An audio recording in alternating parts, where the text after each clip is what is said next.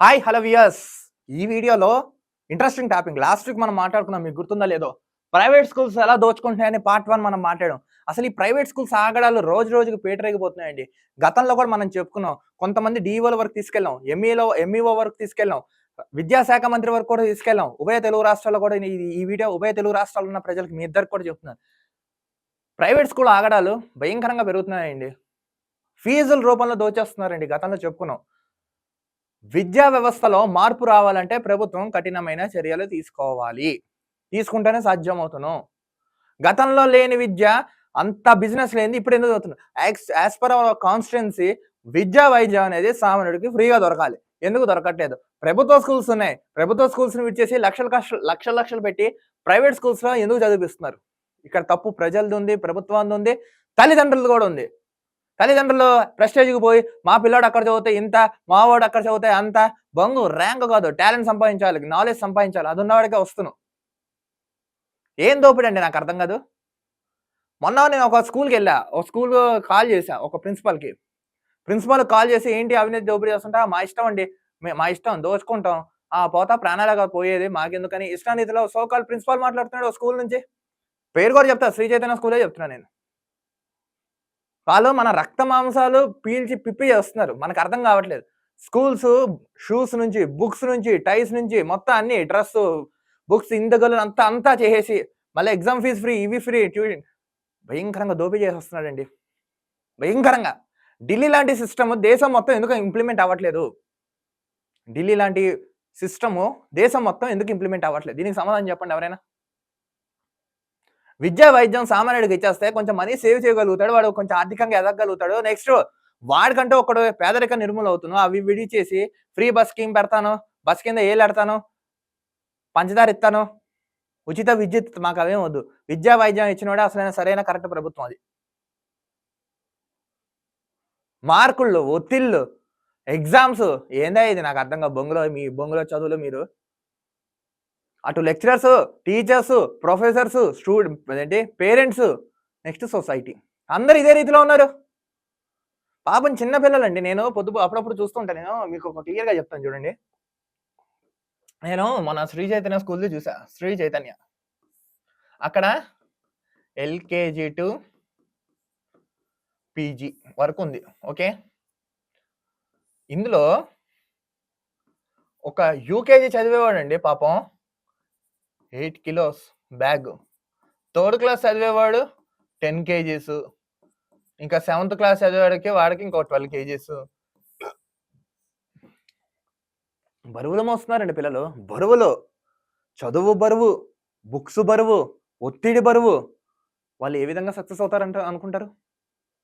పోనీ వాళ్ళకేమన్నా కష్టపడి చదివి ఒక 100కి ఒక 72 మార్కులు వస్తే నా సావిరంగా ఈళ్ళని సిర్రాట ఆడతారండి ఈన్ని. మిగతా 28 మార్కులు ఎందుకు రాలేదని అడుగుతారు. 28 మార్క్స్. అరే హౌలే, ఇక్కడ మనకి టాలెంట్ ముఖ్యం. ఏంటి? టాలెంట్. టాలెంట్ చూసుకోకుండా మార్క్స్ చూసుకుంటారా? 100కి వచ్చినోడు ఏమన్నా 100కి 100 వచ్చినోడు ఏమన్నా పీకి కట్టలు కట్టేది ఏమైనా ఉందా? ఏమైనా చేస్తాడా? వాడి దగ్గర సత్తా ఉంటున్నా? వాడు ఏమైనా తట్టుకోగలడా?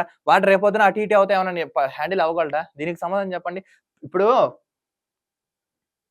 ఇప్పుడు వీళ్ళు ఉన్నారండి. పిల్లల్ని ఎలా తయారు చేయాలంటే, ఇప్పుడు ప్రెషర్ వచ్చినా, ప్రాఫిట్ వచ్చినా, పర్సనాలిటీ స్కిల్స్ ఉన్నా ఈ మూడిటికి రెడీ చేయాలి ఎప్పుడైనా. రేపటి రోజు అటు ఇటు అవుతే దే క్యాన్ బ్యాలెన్స్ చేసుకోగలుగుతారు. అవి చేయగలుగుతున్నారా? వాళ్ళు ఒత్తిడి తట్టుకోలేక కొంతమంది కామ్‌గా ఉంటున్నారు. కొంతమంది సూసైడ్ చేసుకుంటున్నారు. విద్యా వ్యవస్థలో మనకి మార్పులు రావాలంటే అది మొత్తం ప్రభుత్వం నుంచే రావాలి. ప్రభుత్వ అధికారులు చర్యలు తీసుకోవాలి. విద్యాశాఖ మంత్రి కసరత్తు చేయాలి. కిందున్న డిస్ట్రిక్ట్, మండల్ ఎవరైతే ఆఫీసర్స్ ఉంటారో వాళ్ళు చేయాలి. నీట్‌గా కరెక్ట్ సిస్టమ్ పెడతారు గానీ వ్యవస్థ ఆగదండి. ప్రైవేట్ స్కూల్స్ భయంకరంగా దోచుకుంటున్నాయి. చాలా అంటే చాలా చాలా చాలా చాలా భయంకరంగా. ఎలా దోచుకోకూడదో అలా దోచుకుంటున్నాయి ప్రైవేట్ స్కూల్స్. వీలుంటే ఒక పేరెంట్ ఉన్నారు. ఆయనతో మాట్లాడదాం వీలుంటే. ఒకవేళ ఆయన ఎత్తితే మాట్లాడదాం.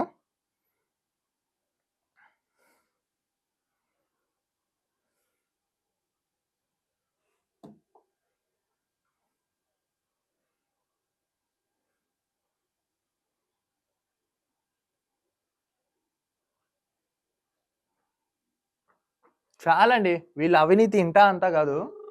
అసలు పొద్దున 8కి వెళ్తే రాత్రి 8కి వస్తున్నారంట పాపం చిన్న చిన్న పిల్లలు. మళ్ళీ ట్యూషన్స్, నెక్స్ట్ సెపరేషను ఇలా చాలా అంటే చాలా ఇంకా ఒత్తిడి వాళ్ళకి ఇంకేంటంటే అటు గ్యాప్ లేకుండా ఇంకా నానా రీతిలో ఇష్టాన్ని రీతిలో వాళ్ళకి కేవలం చివరికి వాళ్ళకి అనారోగ్య సమస్య వచ్చినా సరే వాళ్ళు పట్టించుకోకుండా వాళ్ళ మీద తీవ్ర ఒత్తిడి కేవలం ఒత్తిడి మాత్రంతోనే పాపం వాళ్ళు ఇబ్బంది పెడుతున్నారు. ఇది ఎక్కడ వస్తుంది? పిల్లల మీద బ్రహ్మాస్త్రం వేసినట్టే వేస్తున్నారు పిచ్చుకల మీద.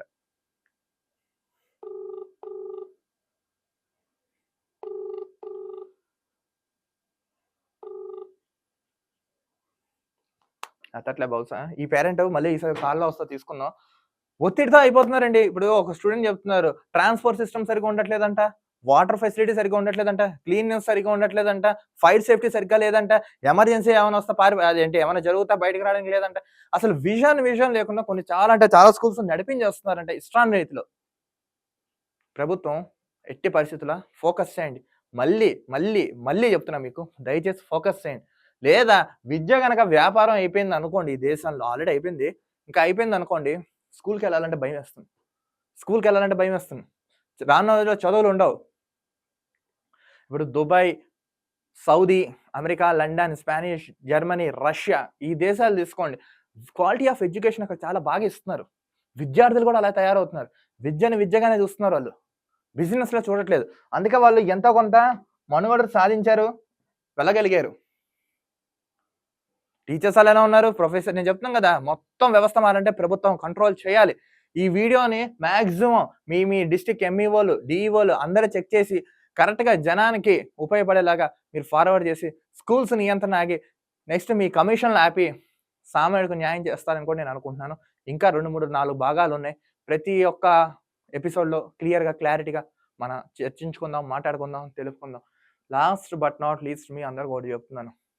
ఈ దేశంలో విద్య, వైద్యం తప్ప ఏది ఫ్రీగా ఉండకూడదు. అది కూడా మంచి కార్పొరేట్ లెవెల్‌లో ఉండాలి ఈ 2 వ్యవస్థలు. అప్పుడే రాష్ట్రం గాని, దేశం గాని బాగుపడి నంబర్ 1 స్థానంలో ఉంటాయి. ఈ 2 మినహాయించి ఏం చేసినా ఆ రాష్ట్రం గాని, దేశం గాని సత్యనాశనం, సర్వనాశనం. తస్మాత్ జాగ్రత్త గుర్తుపెట్టుకొని ఉండండి. మరో వీడియోతో కలుద్దాం. అంతవరకు చూస్తుండండి ఆకాశం news. This is Dilip signing off.